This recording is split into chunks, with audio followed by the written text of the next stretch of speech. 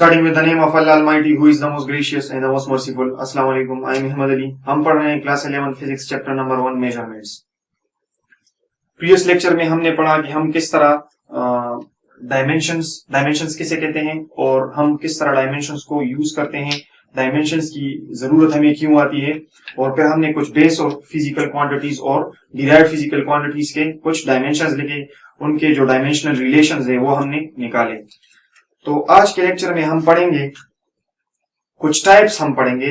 जिस तरह हमें पता है कि हम फिजिकल क्वांटिटीज को दो बेसिक टाइप्स में क्लासिफाई करते हैं, जो कि है हमारे पास बेस क्वांटिटीज और डिराइव्ड फिजिकल क्वांटिटीज। अब on the basis of magnitude हम फिजिकल क्वांटिटीज को मजीद क्लासिफाई कर सकते हैं on the basis of their magnitude. तो फिजिकल क्वांटिटीज जो हमारे पास वे या तो वेरिएबल मैग्नीट्यूड की होंगी या हमारे पास वो कांस्टेंट मैग्नीट्यूड की होंगी। तो इस बेसिस पे हम उनको मजीद क्लासिफाई कर सकते हैं दो टाइप्स में, on the basis of their magnitude, क्या या उनका मैग्नीट्यूड वेरिएबल है या कांस्टेंट है, तो उसको हम मजीद क्लासिफाई कर सकते हैं on the basis of magnitude. तो सबसे पहले हम पढ़ेंगे डायमेंशनल वेरिएबल्स, यानी डायमेंशनल वेरिएबल्स हमारे पास क्या है। तो इसको डिफाइन करते हैं कि those physical quantities which have dimensions but variable magnitude are dimensional variables, यानी हमारे पास वो फिजिकल क्वांटिटीज जिनके डायमेंशंस हो हमारे पास, यानी जिनके यूनिट्स हो और जिनका मैग्नीट्यूड हो लेकिन वो वेरिएबल हो, वो चेंज होता हो, तो उन फिजिकल क्वांटिटीज को हम कहते हैं डायमेंशनल वेरिएबल्स। यानी फॉर एग्जांपल फोर्स एक डायमेंशनल वेरिएबल है, क्योंकि फोर्स मेरे पास सम केसेस में 5 न्यूटन हो सकता है, 12 न्यूटन हो सकता है, 13 न्यूटन हो सकता है। इसका वेरिएबल मैग्नीट्यूड है, यानी ये चेंज होता रहता है। इसी तरह एनर्जी, तो एनर्जी भी हमारे पास एक वेरिएबल क्वांटिटी है। इसी तरह एक्सेलरेशन, ये भी एक वेरिएबल क्वांटिटी है। ये वो क्वांटिटीज हैं जिनके यूनिट्स भी हैं, जिनके डायमेंशंस भी हैं हमारे पास, और जिनका मैग्नीट्यूड भी वेरिएबल है। डेट्स व्हाई इनको हम कहते हैं डायमेंशनल वेरिएबल्स, यानी they have magnitude, they have dimension but the magnitude is changing, they have changing magnitude and dimensions, तो उसको हम कहेंगे डायमेंशनल वेरिएबल्स। फिर सेकंड में हमारे पास है dimensional less variable, dimension less variables, यानी ये भी हमारे पास वो फिजिकल क्वांटिटीज हैं जिनके डायमेंशंस नहीं होते और जिनका मैग्नीट्यूड हमारे पास वेरिएबल हो। यानी फर्स्ट केस में हमारे पास उसका डायमेंशन भी हो, डायमेंशनल वेरिएबल के केस में हमारे पास फिजिकल क्वांटिटीज का डायमेंशन भी होता है और उसका मैग्नीट्यूड वेरिएबल होता है, यानी चेंजिंग होता है। सेकंड केस में वो फिजिकल क्वांटिटीज जिनका डायमेंशन नहीं होता और उनका मैग्नीट्यूड वेरिएबल होता है, तो उनको हम कहते हैं dimension less variables. For example supplementary quantities, इसकी एक एग्जांपल है हमारे पास डायमेंशन लेस वेरिएबल्स। तो ये वो क्वांटिटीज हैं जो कि डायमेंशन लेस हैं। प्लेन एंगल, और जिस तरह हमारे पास प्लेन एंगल है 2 डायमेंशनल एंगल, और सॉलिड एंगल जो कि हमने पढ़ा है 3 डायमेंशनल एंगल, तो ये दो सप्लीमेंट्री फिजिकल क्वांटिटीज हैं और ये डायमेंशन लेस हैं, इनके डायमेंशन नहीं है। इसी तरह स्ट्रेन एक एग्जांपल है, इनके डायमेंशंस भी नहीं है और इनका मैग्नीट्यूड वेरिएबल हो सकता है। तो ये है हमारे पास डायमेंशन लेस वेरिएबल्स। इसी तरह फिजिकल क्वांटिटीज को हम मजीद ऑन द बेसिस ऑफ, जिस तरह मैंने कहा मैग्नीट्यूड कांस्टेंट में, हम जिस तरह हमने डायमेंशनल वेरिएबल्स पढ़े, इसी तरह हम डायमेंशन कांस्टेंट और डायमेंशन लेस कांस्टेंट्स भी पढ़ेंगे। यानी फिजिकल क्वांटिटीज कांस्टेंट्स भी हो सकती हैं और हमारे पास वेरिएबल मैग्नीट्यूड की भी हो सकती हैं। तो इसके बाद पढ़ते हैं डायमेंशनल कांस्टेंट्स। तो those physical quantities which have dimensions but constant magnitude are dimensional constants, यानी वो फिजिकल क्वांटिटीज जिनके डायमेंशंस तो हमारे पास हो लेकिन उनका जो मैग्नीट्यूड होगा जब वो कांस्टेंट होगा तो वो हमारे पास कहलाएंगे डायमेंशनल कांस्टेंट्स। इसकी एग्जांपल हम ले सकते हैं स्पीड ऑफ लाइट। हमें पता है कि स्पीड ऑफ लाइट की जो कांस्टेंट वैल्यू है डेट इज 3 × 10⁸ मीटर पर सेकेंड इन वैक्यूम। तो ये लाइट की एक कांस्टेंट वैल्यू है इन वैक्यूम। तो स्पीड ऑफ लाइट का हमारे पास डायमेंशन भी है और ये एक कांस्टेंट वैल्यू है, that's why it is an example of dimensional constant. इसी तरह ग्रेविटेशनल कांस्टेंट जी, ये भी हमारे पास एक डायमेंशनल कांस्टेंट है। इसी तरह प्लैंक्स कांस्टेंट एच, जिसको हम जूल सेकंड्स में मेजर करते हैं, ये भी हमारे पास एक डायमेंशनल कांस्टेंट, यानी इसका डायमेंशन भी है हमारे पास और इसका इसका मैग्नीट्यूड जो है वो हमारे पास कांस्टेंट है, यानी प्लैंक्स कांस्टेंट को अगर मैं लिखूं तो इसकी वैल्यू है h is equal to 6.63 into 10 raise to the power -34 joule second, ये इसका यूनिट। तो ये एक कांस्टेंट वैल्यू है और इसके हमारे पास डायमेंशन भी है। जूल सेकेंड इसके यूनिट से मैं डायमेंशन निकाल सकता हूं, तो मैं इसको कह सकता हूं डायमेंशनल कांस्टेंट। इसी तरह फिर जिस तरह डायमेंशनल कांस्टेंट है तो dimensionless constant physical quantities भी है हमारे पास। Those physical quantities which have no dimensions and have constant magnitude are called dimensionless constants, यानी वो फिजिकल क्वांटिटीज जिनके डायमेंशंस नहीं है लेकिन उनका जो मैग्नीट्यूड है वो कांस्टेंट है, तो उनको हम कहते हैं डायमेंशनलेस कांस्टेंट्स।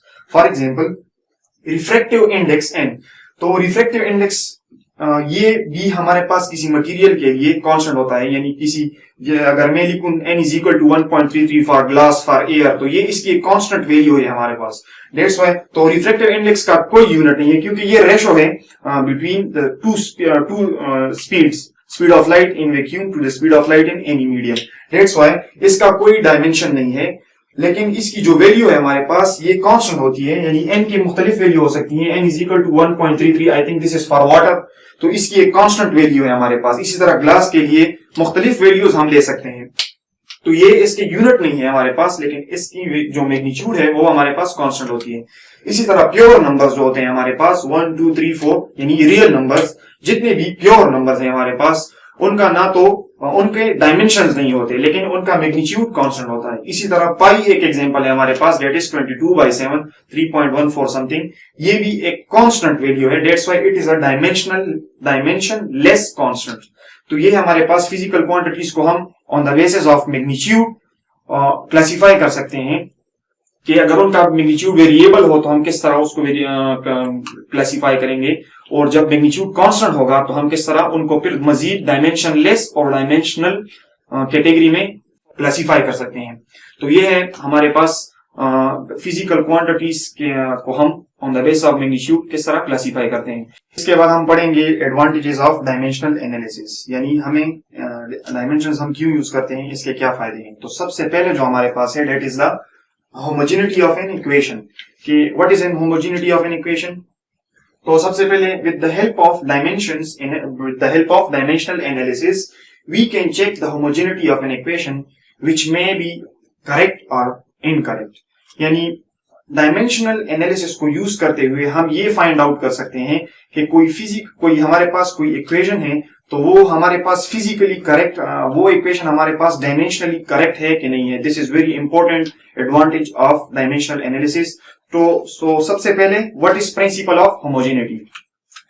तो होमोजेनिटी का क्या मतलब है, होमोजेनिटी मींस सेम। तो क्या सेम होना चाहिए, it states that if the dimensions of each term on both sides of the equation are same, then the equation is correct, and this is known as the principle of homogeneity। यानी dimension का सबसे पहले जो advantage है हमारे पास वो ये है कि इसके थ्रू हम ये फाइंड आउट कर सकते हैं कि कोई इक्वेशन हमारे पास करेक्ट है कि नहीं।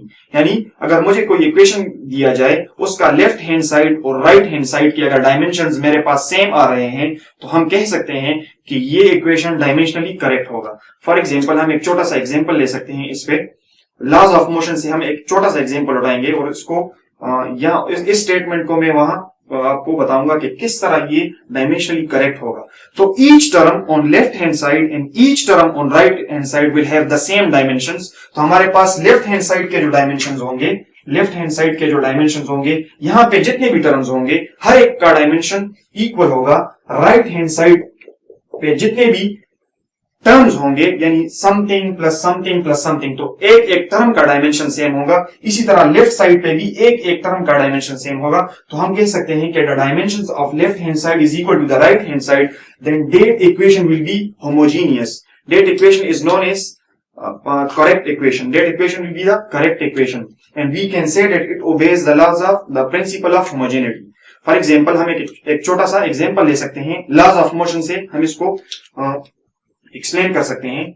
फॉर एग्जाम्पल हमें पता है S is equal to VIT plus half AT square. This is laws of motion से हमें ये इक्वेशन पता है। तो हमें पता है कि S is distance, V is the velocity, t is the time, इसी तरह a is the acceleration, t is the again time square. अब according to the principle of homogeneity left hand side पे जितने भी टर्म्स होंगे उनके dimensions equal होंगे right hand side पे भी जितने डायमेंशंस होंगे हमारे पास. फॉर एग्जांपल अगर मैं इस साइड पे देखूं, इस साइड पे, तो यहां पे मेरे पास है डिस्टेंस, यानी डिस्टेंस का यूनिट होता है लेफ्ट हैंड साइड को अगर मैं लूं तो इसका यूनिट हमारे पास आ रहा है मीटर, जिसका डायमेंशन आ रहा है लेंथ. कैपिटल एल को हम डायमेंशन को हम कैपिटल एल से, लेंथ को हम कैपिटल एल से रिप्रेजेंट करते हैं उसके डायमेंशन को. तो ये है लेफ्ट हैंड साइड. अगर राइट हैंड साइड पे देखें हम, राइट हैंड साइड पे, अब ये राइट हैंड साइड को चेक करते हैं. वेलोसिटी, तो वेलोसिटी हमें पता है डेट इज मीटर पर सेकेंड, और टाइम गिवन है तो इसके साथ अगर मैं सेकेंड मल्टीप्लाई करूं, इसी तरह प्लस हाफ कांस्टेंट का हमारे पास यूनिट नहीं होता तो इसको हम इग्नोर कर सकते हैं. एक्सेलरेशन को हम लिख सकते हैं मीटर पर सेकेंड स्क्वायर, और टाइम का भी हमारे पास है स्क्वायर इंटू सेकेंड, तो टाइम 2 टाइम्स, तो इसको मैं लिख सकता हूं सेकेंड स्क्वायर. तो ये सेकेंड कैंसिल आउट हो जाएंगे और ये सेकेंड स्क्वायर कैंसिल आउट हो जाएंगे. तो मेरे पास m प्लस m, यानी अगर मैं डिस्टेंस को, ये लेट से मैं कहता हूं 2 meter plus 2 meter, it will give 4 metre.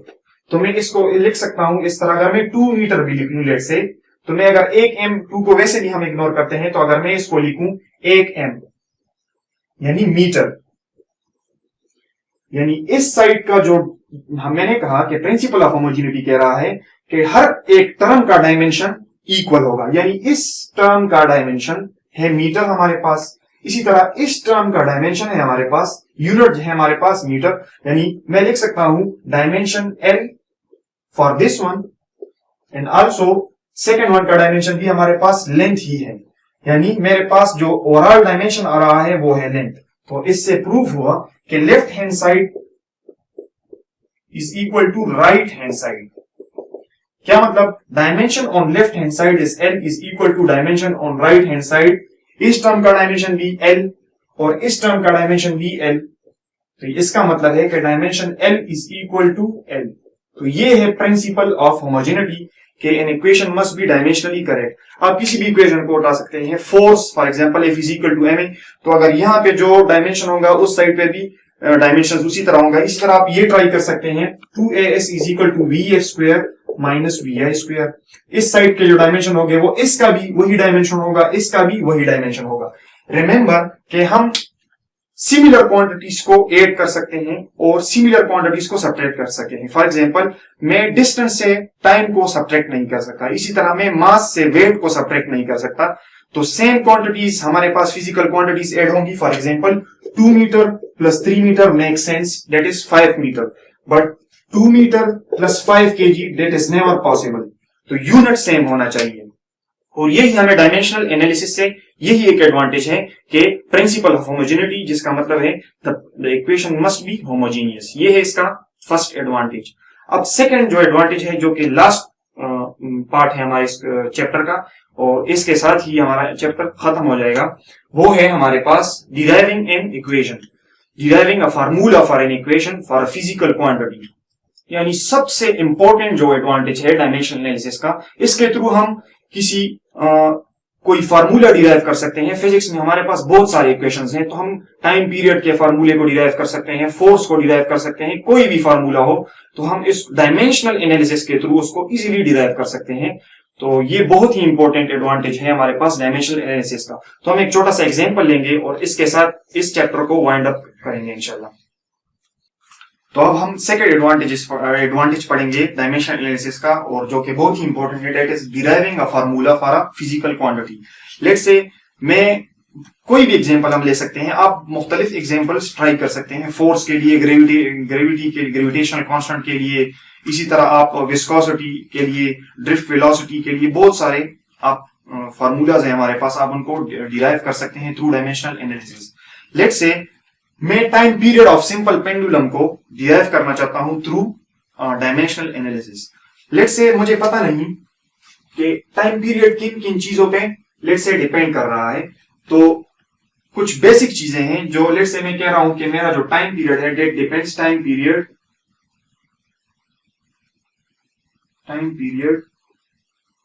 Of simple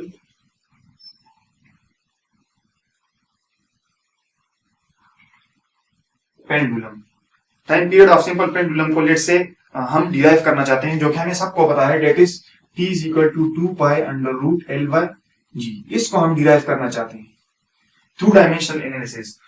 तो हमें सबसे पहले ये पता नहीं कि टाइम पीरियड किन चीजों पे डिपेंड कर रहा है। तो लेट से मैं कह रहा हूं कि मेरे पास एक स्ट्रिंग है जिसको मैंने एक फिक्स एंड के साथ अटैच किया है और उसके जो अदर एंड है उस पे एक बॉब अटैच है। तो मैंने कहा कि टाइम पीरियड जो है वो t वो डिपेंड कर रहा है, डिपेंड्स ऑन लेंथ, लेट से लेंथ पे उसका डिपेंड कर रहा है। फिर मैंने कहा ऑब्जर्वेशन है कि टाइम पीरियड में डिपेंड ऑन मास, लेट से मैंने कहा कि उस बॉब का जो मास होगा उस पर भी डिपेंड कर रहा है, लेट से। फिर मैंने कहा थर्ड पॉइंट कि time period also depends upon T depends on gravitational constant, gravitational acceleration g, इस पे भी डिपेंड कर रहा है। ये तीन चीजें मैंने कहा कि ये टाइम पीरियड सिंपल पेंडुलम है, इसके मास, लेंथ और जो ग्रेविटेशनल जी है हमारे पास उस पे डिपेंड कर रहा है। तो इसको हम किस तरह डिराइव करेंगे? इन तीनों को हम लेट से मैं इस तरह लिखूं कि time period is directly proportional to length of the, इस लेंथ के डायरेक्टली प्रोपोर्शनल है टाइम पीरियड। लेट से this is some power x। इसको लिखने का ये तरीका है। अब मुझे ये पता नहीं कि लेंथ की कितने पावर, लेंथ की क्या पावर होनी चाहिए जो टाइम पीरियड उसके प्रोपोर्शनल हो, तो लेंथ पावर x मैंने लिखा। इसी तरह टाइम पीरियड प्रोपोर्शनल हो सकता है m पावर y, y का क्या पावर होना चाहिए ये भी मुझे पता नहीं। इसी तरह time period is proportional to gravitational constant, gravitational acceleration g, जिसकी वैल्यू हमारे पास 9.8 मीटर पर सेकंड स्क्वायर। तो ये इसके पावर z के इक्वल, z के टाइम्स बराबर है, यानी time period is directly proportional to length power some power that is x, time period is directly proportional to mass with some power y, और इसी तरह time period is proportional to the gravitational acceleration to some power z। अब इन तीनों को हम combine करेंगे तो इससे हमारे पास आएगा, इससे आएगा इन तीनों रिलेशंस को, that time period is directly proportional to l power x, m power y in g power z।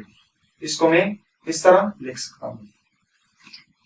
अब हमें पता है कि यहां पे टाइम पीरियड है मेरे पास t, तो मैं इस t को, time is measured in seconds, तो मैं इसको इस तरह लिख सकता हूं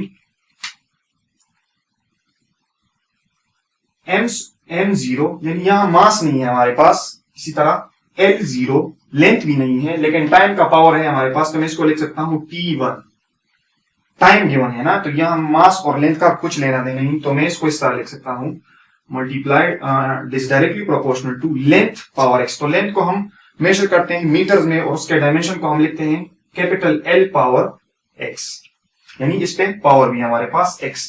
इसी तरह मास है तो मास को हम केजीज में मेजर करते हैं और उसका जो डायमेंशन हम लिखते हैं that is capital M power y। इसी तरह ग्रेविटेशनल एक्सेलरेशन है तो उसको हम लिखते हैं मीटर पर सेकंड, यानी ग्रेविटेशनल जी को हम लिखते हैं मीटर पर सेकंड, तो मैं इसको लिख सकता हूं मीटर फॉर कैपिटल L पर सेकंड स्क्वायर। तो अगर मैं t को ऊपर ले जाऊं तो that will be t-2 power z। इसको मैं इस तरह लिख सकता हूं। अब मैं इसको मजीद इस तरह सिंप्लीफाई कर सकता हूं m0 l0 t power 1 l power x m power y, और मैं इसको लिख सकता हूं l power z, this is z and this will be t power t into 2 into z is -2z। अब इसको मैं इस तरह लिख सकता हूं m0 l0 t पावर 1, एक l ये है और एक ये है, तो मैं इन दोनों को लिख सकता हूं।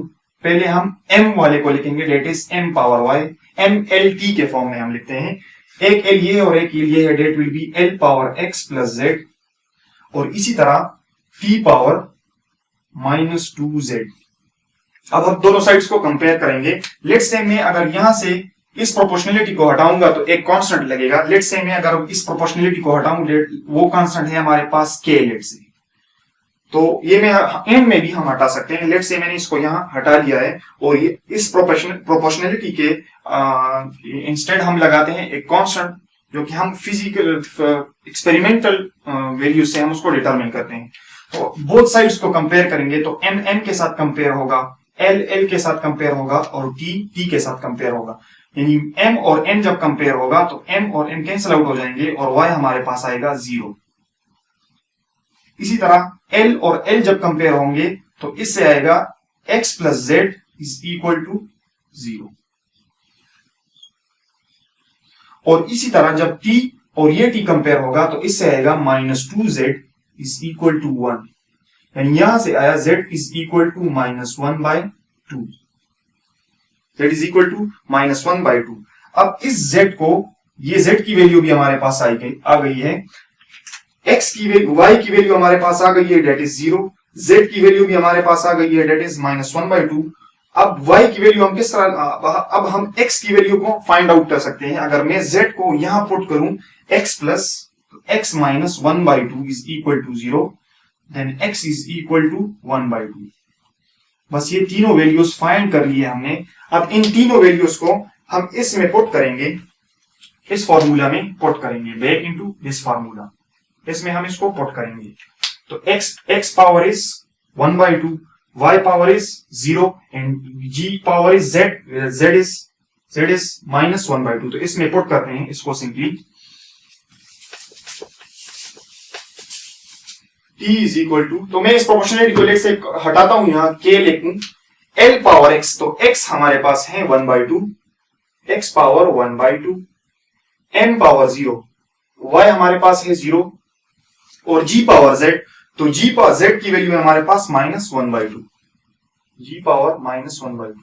तो अगर आप यहां देखें m पावर 0, इसका ये मतलब है कि जो मैंने ली है, जो हमने स्टार्ट में ये सपोजिशन ली कि लेट से ये इस पे डिपेंड कर रहा है, लेंथ पे डिपेंड कर रहा है, मास पे डिपेंड कर रहा है, तो एक्चुअली जो टाइम पीरियड होता है सिंपल पेंडुलम के केस में, it does not depend upon the mass of the Bob.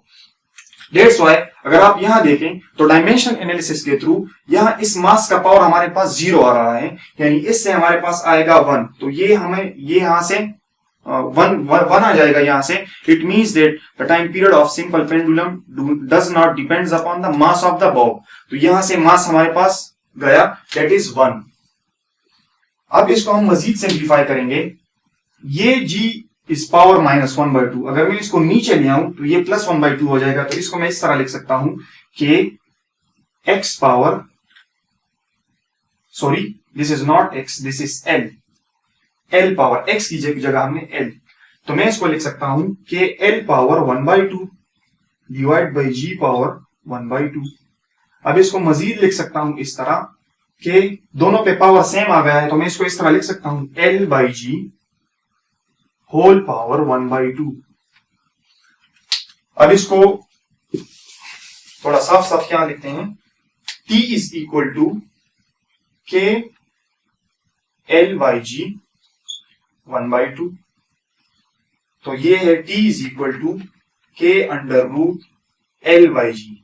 अब इस k की जो, ये हमें पता है कि ये हमारे पास टाइम पीरियड का रिलेशन हमारे पास आ गया है, t is equal to k √l/g। अब इस k की वैल्यू को एक्सपेरिमेंटली डिटरमिन करते हैं, एक्सपेरिमेंटली ये डिटरमिन है हमारे पास, और इस k की value in case of simple pendulum equal है k is equal to 4π, k is equal to 2π। तो इसको मैं लिख सकता हूं t is equal to 2π √l/g। तो ये है हमारे पास time period for simple pendulum.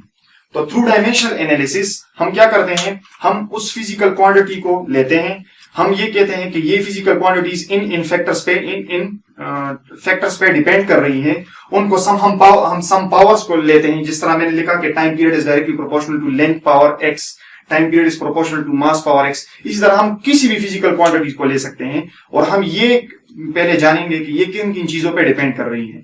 फिर उन पावर से हम उसके लेफ्ट और राइट के डायमेंशंस निकालेंगे, फिर उनको हम इक्वल जो डायमेंशंस होंगे उनको हम कंपेयर करेंगे। जिस तरह हमने मास को मास के साथ कंपेयर किया, लेंथ को लेंथ के साथ कंपेयर किया और टाइम को टाइम के साथ, टाइम पीरियड को टाइम पीरियड के साथ कंपेयर किया, तो हमारे पास उन पावर्स की वैल्यूज आ गई। इन्हीं पावर की वैल्यूज को हम बेक इनटू उस इक्वेशन जो हमारा मेन इक्वेशन बनेगा, जब हम उन तीनों चार रिलेशंस हो, 5 रिलेशंस हो, उनको कंबाइन करेंगे, जो इक्वेशन बनेगा, इन पावर्स को हम उसमें वापस सब्स्टिट्यूट करेंगे और उससे हमारे पास जो वैल्यू आएगी, जो एक फार्मूला बनेगा, that will be the formula for that physical quantity. और इस केस में हमारे पास ये है formula for time period for simple pendulum.